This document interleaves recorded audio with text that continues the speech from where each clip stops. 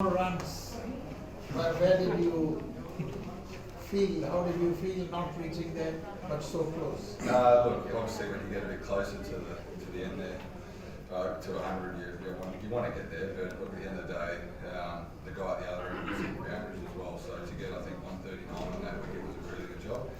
Yes, it would have been nice to get the first 100 of the T10, but look, that's the way it goes, and there's plenty more games in this tournament.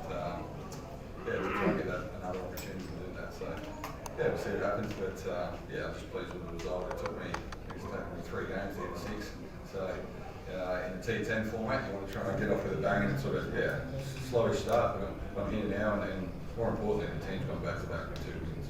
So one who starts with a bang can go on for a century, that's how we should be approach a century, now that you are shown here.